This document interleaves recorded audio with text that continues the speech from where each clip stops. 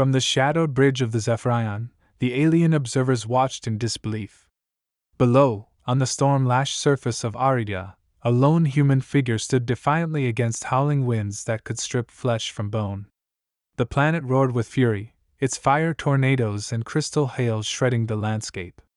Yet there she was, Dr. Jolie Hart, unfazed, her eyes fixed on the swirling chaos as if challenging the planet itself. Aboard the Zephyrion, a hush enveloped the observation deck. Its crew beings composed of light and thought from the constellation Cygnus surveyed the planet Aridia through the holographic dome. Below them, the planet seethed, a chaotic swirl of scarlet clouds and darkening shadows, intermittently illuminated by lightning that traced brilliant veins across the storm-swept skies. Commander Lyric, whose form emanated a gentle, internal luminescence, drifted closer to the visual display. "Look at them, brave yet fragile," he whispered, his voice resonating with the quiet hum of the ship's core. The display zoomed in, highlighting a small, resolute group of humans clad in advanced gear, their silhouettes stark against the tempestuous background. Dr. Jolie Hart, the leader of the human expedition, adjusted her protective suit before addressing her team.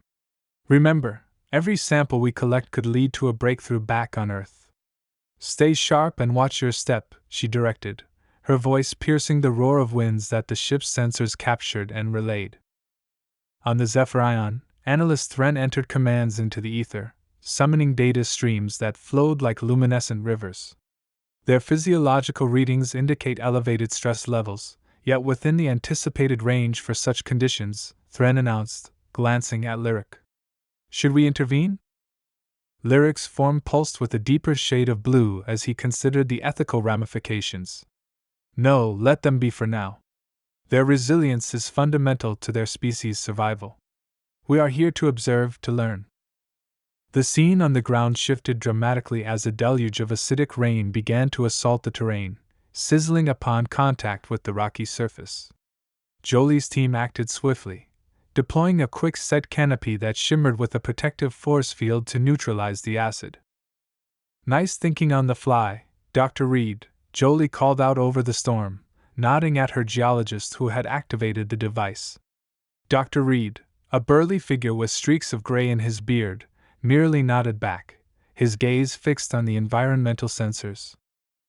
Back on the Zephyrion, Lyric receded from the display, turning to face his crew. "Observe how they adapt, how they confront adversity head-on.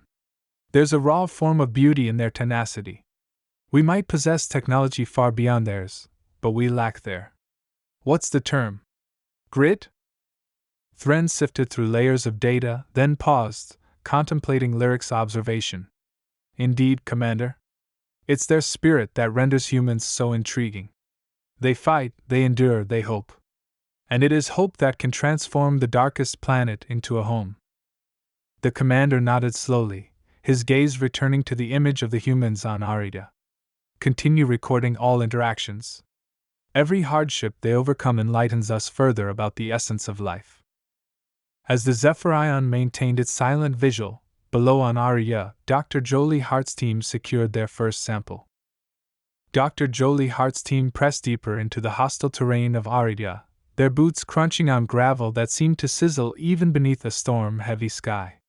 They soon faced their first significant geographical hurdle, a river of steaming acidic water, a byproduct of frequent volcanic activity, blocking their path. Its vapors, potent enough to corrode even the most resilient materials, rose in eerie plumes. "All right, team," Jolie announced, her voice steady despite the crackle of static in their comms. "This is what we trained for. Maya, deploy the pH neutralizers. Kian, I need an assessment of the geological stability around this area." Dr. Miyasato, the team's exobotanist, promptly set up the chemical dispensers, tubes filled with a shimmering blue solution developed on Earth. This should grant us about 30 minutes of safe passage once activated. After that, the river's acidity could overwhelm the neutralizers. Simultaneously, Dr. Kian Reed, wielding his handheld scanners, examined the rocky banks. "The area's stable for now, but we should hurry. These rocks won't hold if another quake strikes." Aboard the Zephyrion, The alien observers were impressed. Their preparation is meticulous, Thren observed, his voice laced with admiration. Yet it's their teamwork in the face of adversity that truly distinguishes them. Lyric, observing the humans' seamless collaboration, added, "Indeed, it is a testament to their species' evolutionary advantage. The capacity to cooperate under such pressure may well be their strongest trait." As Jolie's team successfully forded the river, they were suddenly confronted by a pack of Eridian sandwolves, known for their ferocity and adaptation to the acidic environment. Their sleek, glass-like fur refracted the weak sunlight, giving them an almost ghostly visage. "Positions, everyone!" Jolie commanded, her hand reaching for the non-lethal deterrent launcher on her belt. "Maintain a non-aggressive posture, we're not here to harm." Lieutenant Jonas Blake, the team's security officer, directed the defensive formation. "Stay tight and move slowly. These creatures respond more to instinct than malice." The aliens aboard the Zephyrion watched the tense standoff with rapt attention. "Such fascinating creatures, both the wolves and the humans," murmured one alien scientist, captivated by the unfolding scene. The sandwolves, perhaps recognizing the humans' non-threatening intentions, eventually retreated into the swirling sands. Jolie exhaled in relief. "Good work, team. Let's keep moving. We're not out of the woods yet, or should I say, sands?" Back on the Zephyrion, Lyric reflected on the encounter. Their respect for life, even under threat, is profound. They strive to understand and maintain the balance of this ecosystem, intruding as minimally as possible. "That's a rare quality," Thren concurred. "Many species bulldoze their way through challenges. Humans face them, learn from them." As dusk fell over Aridia, Jolie's team established their camp beneath the protective canopy of their high-tech shelter. Despite the day's challenges, their spirits remained uplifted, fortified by their successful river crossing and the peaceful resolution with the native predators. On the Zephyrion, the crew continued their watch, each member silently contemplating the resilience and adaptability of the human race. "There's much to learn from them," Lyric concluded, "about survival and perhaps about ourselves." Under Iridia's turbulent skies, Dr. Jolie Hart's team pressed onward toward their objective. The landscape around them transformed ominously as they ventured into a region notorious for sudden fire tornadoes and crystal hail. The sky darkened, heralding the onset of one of Iridia's most fearsome meteorological phenomena. "Everyone, brace yourselves," Jolie commanded, her voice calm despite the escalating winds. "Maya, check the atmospheric stabilizers. Jonas, ensure our emergency shelters are ready for immediate deployment." Dr. Maya Sato rapidly adjusted the settings on the device attached to her arm, boosting the protective field around them. "Stabilizers are at full capacity, but they'll falter against a direct strike," she yelled over the storm's roar. Lieutenant Jonas Blake, eyes scanning the rapidly changing environment, confirmed, "Shelter capsules are primed. However, let's hope they remain unnecessary. These conditions could overwhelm standard measures." As they advanced, the ground beneath their feet trembled with the planet's unrest. Suddenly, the sky erupted, unleashing a barrage of crystal hail, each shard glinting like a deadly gem. The team sought refuge under an outcropping, but the jagged ice crystals hammered their rocky shield, sending sharp fragments scattering. "Hold on!" Jolie shouted, securing herself with a ground spike. Beside her, Kian Reed gazed skyward, his expression a mix of wonder and apprehension. "Never thought I'd witness such a spectacle so closely," he remarked, his voice tinged with awe and dread. The scene was both terrifying and mesmerizing. From the safety of the Zephyrion, the alien crew watched in silent awe. "Their planet is merciless," Thren observed thoughtfully. "Yet observe their demeanor, no panic, merely resolute." Commander Lyric nodded, his form flickering with the intensity of his emotions. "It goes beyond mere resolve. It's a profound respect for life, an acknowledgement that existence sometimes requires a dance with death." As the hailstorm waned as swiftly as it had commenced, their brief respite was interrupted by a fire tornado, a swirling inferno of flames and searing winds advancing directly towards them. The team's survival hinged on their immediate actions.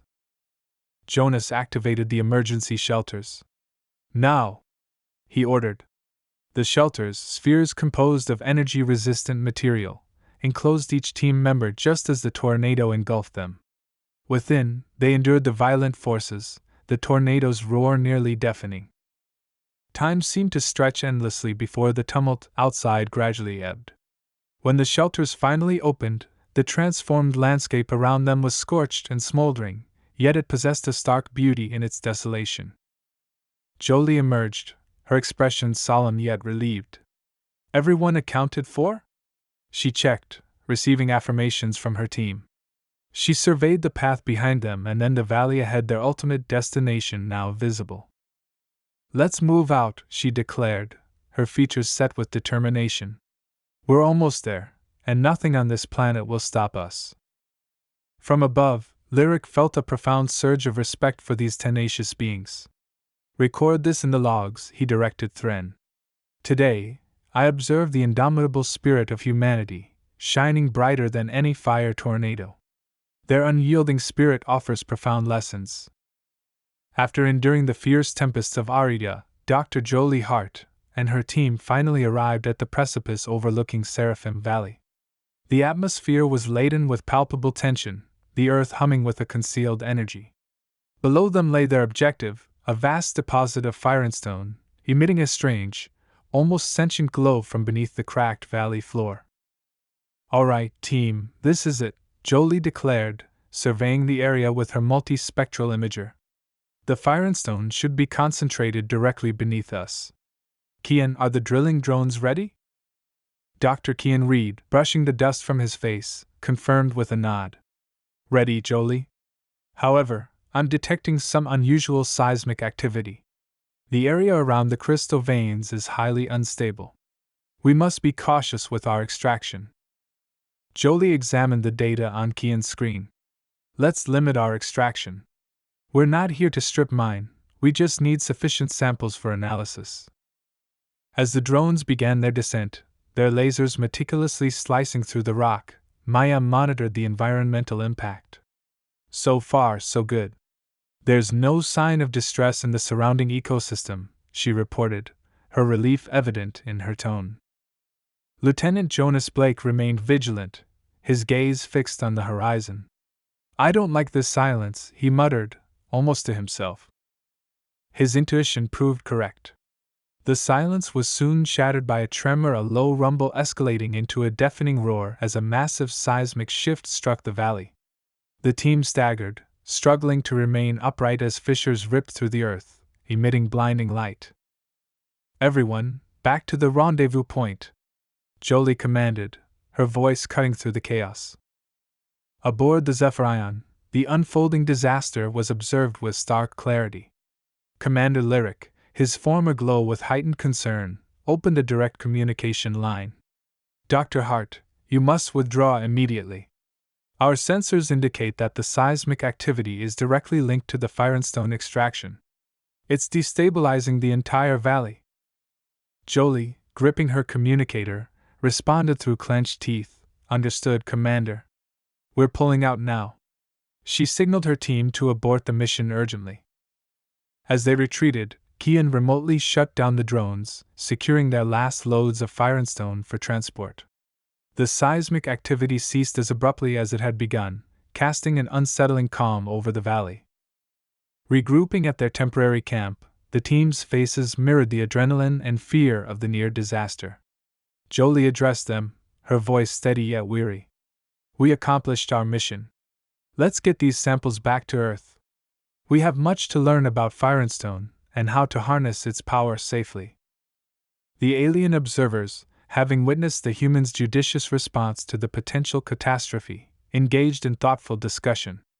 Their reverence for life and the natural balance of this world is commendable, Lyric noted. They pursue knowledge, not dominion. Perhaps it's time we view them not merely as subjects of observation but as potential allies. As darkness enveloped Arida, both humans and aliens pondered the day's events, each considering future collaborations and fostering a mutual respect that began to bridge the vast distances between their worlds. As dawn broke over Aridia, the landscape was bathed in the eerie light of its twin suns, casting long shadows and painting the ground with a palette of unearthly hues. Dr. Jolie Hart and her team busied themselves packing up their gear for the final time.